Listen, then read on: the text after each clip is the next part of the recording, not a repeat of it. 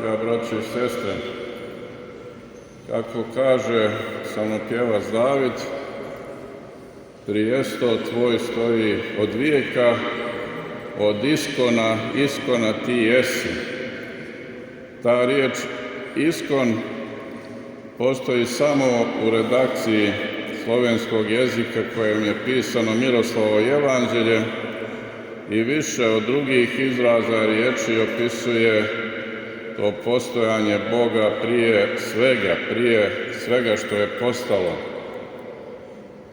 Od iskona je Gospod sagradio svoj presto i on stoji nepokolebljiv, ali svoje prevelike ljubavi on je sagradio i vaseljenu i kako je to negdje blaženo počivši mitropolita Amfilohije govorio, tumačeći poslanicu, prvu glavu poslanice Efesima svetog apostola Pavla, Gospod je stvarao vaseljenu kao crkvu. Imamo riječi svetog mitropolita Moskovskog Filareta koji kaže da je Adam uveden u raj kao vladika u hram i kao car u svoje carstvo. I zaista to carsko i svešteničko dostojanstvo dao je Bog čovjeku, ali prvi čovjek nije uspio da odgovori adekvatno na taj Božji priziv, da bude car tvorevine i da prinese Bogu svu tvorevinu u svešteničkom služenju. Otpavši, dakle, od tog služenja, prvi čovjek je počeo da se potuca i da luta po ovoj dolini plača u kojoj terorišu bolesti i smrt. Međutim, ostalo je to duboko osjećanje Božjeg prisustva ili to zrno vjere i od Adama pa dalje starozavetni patrijarsi tražili su Boga, tražili su da se sretnu sa Bogom i u tom nekom sretanju Mojsija na gori sa Bogom njemu je otkriveno da je potrebno osveštati mjesto za susret sa Bogom. To je bila starozavjetna skinija ili šator sastanka, kako se kaže, a kasnije i premudri Solomon sazida prvi hram starozavjetne vjere, koja je korijen i Novoga zavjeta, i taj jedan hram u jednom izabranom narodu je trebalo da posluži da se u tom hramu pojavi Mesija Hristos. I taj zadatak je izraelski narod do kraja izvršio. Međutim, ponovo je čovjek odbacio, ili većina od izraelskog naroda odbacila je taj novi zavjet sa Bogom i Gospod uvodi tada princip relativiteta. Nema više jednog hrama i nema više jednog izabranog naroda, nego idite i krstite sve narode. Tako da su svi narodi dobili pravo da postanu Božji narod i svi narodi dobili su pravo i sve crkvene zajednice da izgrade svoj hram. Od tada pa do današnjeg dana mnogi su se natjecali ko će ljepši, ko će bolji, ko će ukrašeniji hram, dar da prinese Bogu, i svakako da je ovaj hram jedan od kandidata da se nazove i najljepšim hramom pored mnogih drugih prekrasnih, divnih građevina koje su izgrađene u slavu Bogu. Ta mjesta sastanka s Bogom, osvećena mjesta kao što je i ovo osvećeno mjesto za sastanak s Bogom,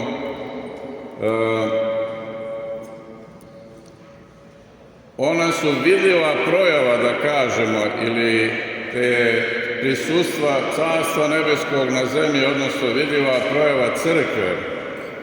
Pored toga gradi se i tka se to mistična crkva, da kažemo, ona je mistična, ali ona je i realna, kao tijelo Gospodnje koje je glava Hristos. Ona se gradi kao zdanje za buduće carstvo, za carstvo nebesko, za carstvo beskonačnog života u kojima nema bolesti, smrti i propadanja. I za to zdanje je potreban jedan uslov. Na Platonovoj akademiji, na njenim vratima kažu da je pisalo ko ne zna geometriju nek ne ulazi. A za ovo zdanje crkve koje je glava Hristos moglo bi se napisati ko nema vjeru nek ne ulazi. I o tome nam vjera je ta naša geometrija, duhovna geometrija koju mi zamišljamo, koju mi opisujemo, koju mi osjećamo Boga. Sve ono što mi mislimo, što osjećamo i mnogo toga još što ne razumijemo o Bogu, to je ta naša vjera, to je ta naša, to je to šesto čulo koje nam dokazuje stvari nevidljive, stvari nedokučljive, koje se ne može racionalno opisati. Zato svi oni koji su probali da svode na racionalno te duhovne stvari, obično su se bili bogoborci, obično su na kraju podigli se protiv crkve, protiv Boga. Imamo ih dosta u istoriji ljudskoga roda. O tome nam govori današnje evanđelje, o tom kamenu vjere, o tom istinskom vjeroispovjedanju, koje je, da kažemo, prvi ispovjedao sveti apostol Petar. Ti si Hristos, sin Boga živoga. On je upotrijebio tamo u toj rečenici određeni član. Ima mnogo Hristosa, mnogo pomazanika Božjih, to su bili carevi, patrijarsi, episkopi, svi oni koji su pomazani u slavu Boga, ali samo je jedan taj Hristos, Bog po suštini, sin Božji, sin Boga živoga. I Petar je ispovjedio tu vjeru. Nije bilo lako, kako to govori današnje evanđelje. Narod je mislio da je on Jeremija, Isaija, neki od proroka, Ilija. Bilo je mnogo Božjih ljudi u Izraelju, velikih ljudi. Ilija koji nije okusio smrt, Jeremija, Isaija koji se uzdigao na treće nebo i čuo tu pjesmu koju mi pjevamo na liturgiji, svet, svet, svet, Bog Savaot.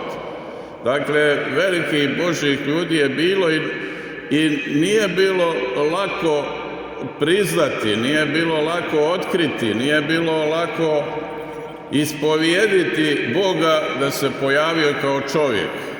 U Izraelju nije bilo sumnje da je Hristos čovjek, ali cijelo vrijeme je bilo sumnje da je on upravo Bog, da je on sin Božji. O tome se čitava bitka vodila sa jevrejskim starešinama. Tome se vodila bitka u srcima njegovih učenika. Tu se vodila bitka i u samom Petru, kojemu nije tijelo i krv to dalo. Opet ponavljamo i naglašamo da vjera nije plod našeg tijela i krvi, nije plod ljudskog rasuđivanja. To je mnogo važno i ona se ne može definisati racionalno, nego je ona nešto što je nedokučivo, neki posebni dar koji se daje čovjeku, ali ne bez njegovog dobrovoljnog odgovora, ne bez njegovog napora, ne bez njegovog unutrašnjeg bogotragalaštva koje on mora da izvrši da bi dobio besplatno taj dar vjere. I u Petru se to lomilo. Mi znamo posle tog ispovjedanja Petrovog da se on 3 puta odrekao Hrista. Dakle, u svakom čovjeku se bori Bog i đavo i Bog naravno pomaže, crkva Božja pomaže čovjeku da u njemu pobjedi taj božanski princip, taj kamen vjere, da se i mi ugrađujemo, kako to sveti apostol Petar govori u svojoj poslanici, ugrađujemo se kao živo kamenje u zdanje crkve, u zdanje te crkve o kojoj sam i rekao da na njenim vratima piše ko nema vjere neka ne ulazi. Ko nema vjere za njega mistične stvari su ludost.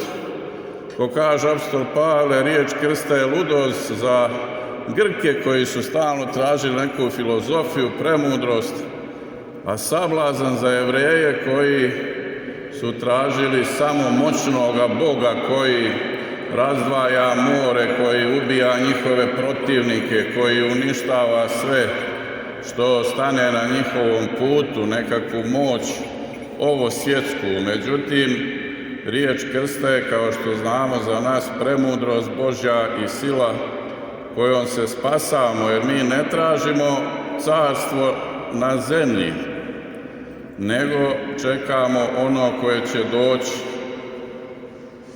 Dakle, sveti apostol Petar u tom ispovjedanju, kako nastavlja evanđelist, on dobija dar i da driješi i veže grijehe ljudi. Vidite koji dar, ni anđeli taj dar nisu dobili. Taj dar je svakako dat ne samo Petru, nego Hristos je rekao i ostalim apostolima to, a i njihovim učenicima sve do današnjega dana. Taj dar je dat svim episkopima, sveštenicima koji naravno imaju blagoslov crkve, kako to kažemo savremenim jezikom, koji se nalaze u kanonskoj, blagoslovenoj hijerarhiji. I svakako ne samo rimski presto ima takav, da kažemo, dar, nego po tumačenjima i istočnih i zapadnih otaca svaki presto je Petrov presto, ne samo rimski presto, kako su to pokušali da dokažu, a i zbog te tvrdoglavosti i upornosti, da kažemo slobodno gordosti, rimska crkva je nažalost otpala od ponoće kanonske crkve. A mogli su da pročitaju kod svog svetog oca, kojega oni najviše poštuju, da kažemo u bogoslovskom smislu, blaženog Augustina, koji također tvrdi i tumači taj dio evanđelja da je svaki presto Petrov presto, svaki presto kanonske crkve. Ne samo da je Petar dobio neko ekskluzivno, isključivo pravo da on komanduje svima, to znamo i iz toga što je prvom apostolskom saboru predsjedavao Jakov, brat gospodnji, kao jerusalimski episkop, a nije predsjedavao Petar. Iako je svakako su Petar i Pavle imali najveći ugled i među apostolima i njihova riječ se i djelo posebno slušalo, najviše zbog toga, tog velikog dara koji im je Bog dao.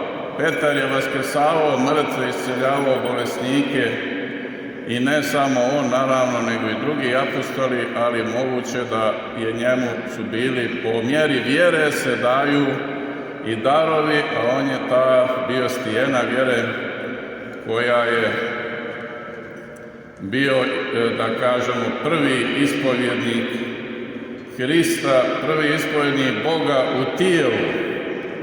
U toj vjeri da je se Bog javio u tijelu je sadržane su sve druge dobrodetelji, tu je i smirenje, jer upravo je u tome tajna da mi prihvatamo samo Boga koji se javi u tijelu. Zato što se čovjek ne može spasti, to osjeća svaki smireni čovjek, da je nemoguće čovjeku da se spase osim ako Bog ne primi svu našu prirodu. Zato o tome su se vodili rasprave dugo vjekova na Vasljenskim saborima, pa je Apolinarije govorio da Hristos je primio samo tijelo, nije primio um. Drugi neki jeretici da Hristos je samo prividno postradao na krstu, da on dok je tisti i tako dalje. Dakle, glavni argument svetih otaca protiv tih jeretika je bio taj da ako Hristos nije primio nešto od naše prirode, to nije iscijeljeno.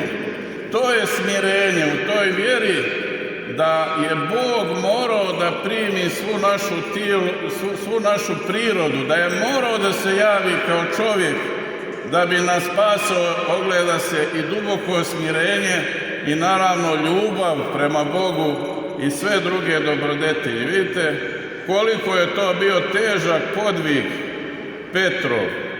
Vidio je čovjeka pred sobom, ali u njemu je vidio Boga. I što je Petar još vidio u Hristu? On je zamijenio svoje ja. Draga braći i sestre, taj naš egoizam je najveća prepreka našem duhovnom razvoju. Svoje ja, ego, ja i samo ja. Petar predaje svoje ja, on je Mesija, ti si spasitelj, ti si moje ja. On je vidio sebe spasenoga u Hristu. To je suština te vjere. Kroz podvig duhovništva, kad se neko obraća duhovniku, vješti duhovnik upravo ima za cilj da privede toga koji se obraća njemu Hristu. To je cilj našega duhovnog života. Zamijeniti svoje ja Hristom. Kako kaže apostol Pavle, ne živim više ja, nego Hristos živi u meni. To je cilj našega duhovnog života i to je cilj naše vjere. Dakle, ne možemo mi da shvatimo svojim razumom, Gospode, ne možemo mi svojim silama se spasimo. Dođi, useli se u nas i očisti nas od svake nečistote. To je smisao i cilj ovakvih osveštanih mjesta kao što je ovaj hram. Ovaj hram, izdvojio bih, to je poseban po tome što ga je gradio čitav narod. Ne samo iz Crne Gore, nego su dolazili prilozi, pošto je naš mitropolit bio vaseljenski čovjek, putovao na mnoga mjesta i ovdje su ugrađeni prilozi gotovo sve vaseljenske crkve svog pravoslavlja, posebno naših ljudi koji žive u zemlji i u rasejanju.